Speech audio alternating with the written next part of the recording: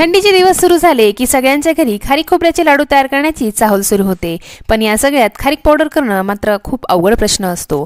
मग बऱ्याचदा ही खारीक पावडर बाहेरून आणली जाते किंवा मग गिरणीवर जाऊन दळून आणली जाते। पण आज ज्या पद्धतीने मी ही खारीक पावडर तुम्हाला तयार करून दाखवणार आहे ती अगदी सोप्या पद्धतीने उन्हात न वाळवता अगदी झटपट पाऊण तासात तयार होणारी ही खारीक पावडर आज आपण पाहणार आहोत।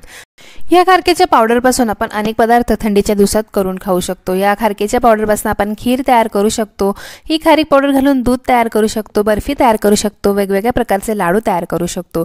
ही खारीक अतिशय बहुगुणी असते, हाडांची मजबूती देण्यासाठी, त्याचबरोबर रक्तातलं हिमोग्लोबिन वाढवण्यासाठी ही खूप फायदेशीर ठरते आणि त्याचबरोबर यात खूप प्रमाणात फायबर असतं, त्यामुळे पचायला ही खूप हलकी असते।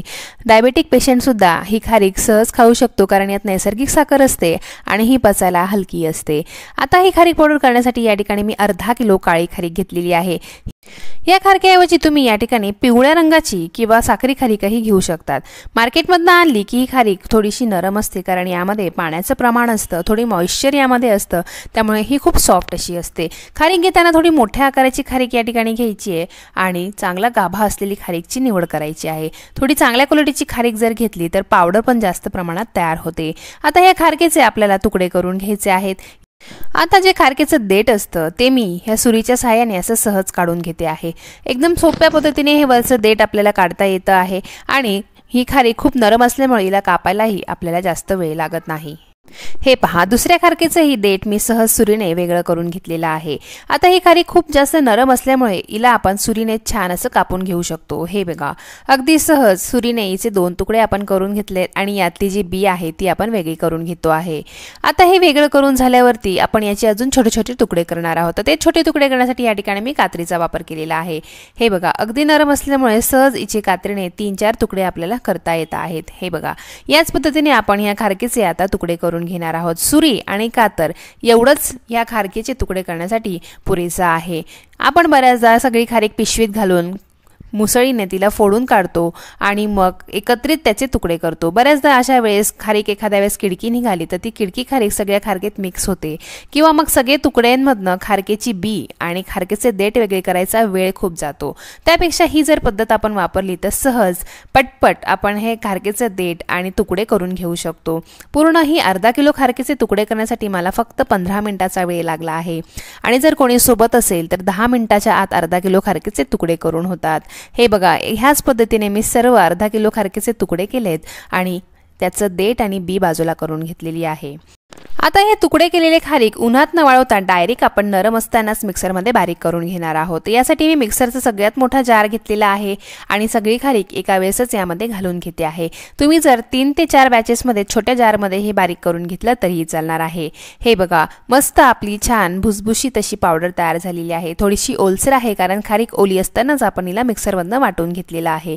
हे बघा, अगदी सहज ही मिक्सरमधनं बारीक वाटली जाते। मिक्सरचं आपलं जे जार आहे त्याला अजिबात चिपकत नाही। आपल्या ह्या पद्धतीने खारीक पावडर केल्याने मिक्सरचं जे ब्लेड असतं ते खराब होत नाही आणि मिक्सरमध्ये खारीक वाटत असताना खूप जास्त आवाज होत नाही। तर आपण ही खारकेची पावडर एका बाउलमध्ये काढून घेतलेली आहे। आता एका कढईमध्ये आपण ही सर्व खारकेची पावडर भाजून घेणार आहोत। त्यासाठी मी एक जाडबुडाची कढई गॅसवर ठेवलेली आहे आणि मंद आचेवरती आपल्याला ही खारीक पावडर छान भाजून घ्यायची आहे। तळापासून छान ढवळत ढवळत आपल्याला एकसारखं हिला पुढचे 15 मिनिटं भाजून घ्यायचं आहे आणि गॅस हा मंदच ठेवायचा आहे। खूप जास्त फुल गॅसवर जर आपण ही खारीक पावडर भाजली तर ही जळू शकते, हिची टेस्ट खराब होऊ शकते आणि अगदीच काळी पडू शकते। त्यामुळे मंद आचेवरती अगदी पेशन्स ठेवून आपल्याला 15 मिनिटं ही ढवळत ढवळत तळापासून ढवळत ही खारीक पावडर भाजून घ्यायची आहे। हे बघा, सुरुवातीला ही भुसभुशीत असते पण जसं जसं आपण हिला भाजत जाऊ यातली साखर मेल्ट होईल, ती रिलीज होईल आणि ही थोडी ओलसर तयार होत जाईल आणि हळूहळू हिचा जो आकार आहे तोही कमी होत जाईल कारण यातलं जे पाणी असतं ते कमी व्हायला सुरुवात होते। तर 15 मिनिटं आपल्याला एकसारखं ढवळत ही खारीक भाजत जायची आहे। अर्धा किलो खारकेची पावडर मी एकाच वेळेस या कढईत भाजून घेते आहे। जर तुम्ही 1 किलो 1.5 किलो खारकेची पावडर करणार असाल तर थोडी मोठ्या कढईमध्ये ही खारीक पावडर भाजायची आहे मंद आचेवरती, नाहीतर मग 2 ते 3 बॅचेसमध्ये तुम्ही ही खारीक पावडर भाजून घेऊ शकतात।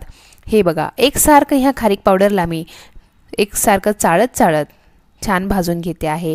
खारीक पावडर भाजल्याने हिला टेस्ट छान येते, छान खमंग भाजली त्याचा सुगंध पण छान येतो आणि ही जास्त दिवस टिकण्यासाठी मदत होते। अशा भाजलेल्या खारकेचे पावडरचे जर लाडू केले तर ते अतिशय चविष्ट होतात आणि जास्त दिवस टिकतात। तर ही खारीक पावडर भाजून आपल्याला पुढचे 12 मिनिटं झालेली आहेत आणि पुढचे अजून 2 ते 3 मिनिटं आपण ही खारीक पावडर भाजून घेणार आहोत। हे बघा थोडीशी ओलसर ही झालेली आहे, यातली साखर पूर्णपणे मेल्ट झालेली आहे। तरीही आपण हिला छान एकसारखं ढवळत राहायचं आहे आणि 15 मिनिटं पूर्ण भाजून घ्यायचं आहे। आता 15 मिनिटं पूर्ण झालेली आहेत आणि आता ही खारीक पावडर आपण काढून घेणार आहोत। गॅस बंद करायचा आहे आणि एका प्लेटमध्ये ही खारीक पावडर आपण काढून घ्यायची आहे। गरम गरम खारीक पावडर ही खूप नरम असते कारण यातली जी साखर असते ती मेल्ट झालेली असते। आता ही खारीक पावडर आपण ह्या ताटामध्ये पूर्ण व्यवस्थित पसरवून घ्यायची जेणेकरून ही लवकर थंड होईल। हे बघा या पद्धतीने मी ही खारीक पावडर ह्या प्लेटमध्ये पूर्णपणे पसरवून घेतलेली आहे आणि पुढचे 15 ते 20 मिनिटं आपल्याला हिला थंड होण्यासाठी ठेवायचं आहे। पूर्णपणे थंड झाल्यावर ही खारीक अतिशय कुरकुरीत आणि हलकी तयार होते आणि आपल्याला ही मिक्सरमधनं वाटण्यासाठी अगदी सोपं जातं। हे बघा 15 ते 20 मिनिटं झाले आणि पूर्णपणे ही खारीक थंड झालेली आहे आणि अतिशय हलकी आणि कुरकुरीत तयार झालेली आहे। आता आपण ही खारीक पावडर मिक्सरमध्ये बारीक करून घेणार आहोत। तर तुम्हाला हवी त्या पद्धतीने ही खारीक बारीक करून घेऊ शकतो। हे बघा आता एक छोटं मिक्सरचं जार मी घेतलं आहे, यात आपण थोडीशी ही खारीक पावडर घालून घेतो आहे आणि हिला हवं तेवढं बारीक करून घेऊ शकतो। अगदी पिठासारखी ही बारीक होऊ शकते। आपल्याला जशा पद्धतीची खारीक पावडर करायची त्या पद्धतीने आपण हिला दळून घ्यायचं आहे। अगदीच लाडूंमध्ये टाकायची असेल तर थोडी जाडसर रवेदार आपण ही खारीक पावडर करायची आहे किंवा खीर करायची असेल, त्याचं दूध बनवायचं असेल तर एकदम पिठासारखी अशा पद्धतीची आपण ही खारीक पावडर दळून घेऊ शकतो। हे बघा अगदी सोपी आणि साधी पद्धतीने ऊन न दाखवता आपली ही भुसभुशीत मस्त रवेदार ही पावडर तयार झालेली आहे। हे बघा ह्याच पद्धतीने आपण आता सर्व खारीक पावडर तयार करून घेणार आहोत। तर ही खारीक पावडर तयार झाल्यावरती थोडीशी कोंबट होऊ द्यायची आणि लगेचच एका पिशवीत घालून एअरटाईट डब्यात आपण भरून ठेवायची आहे।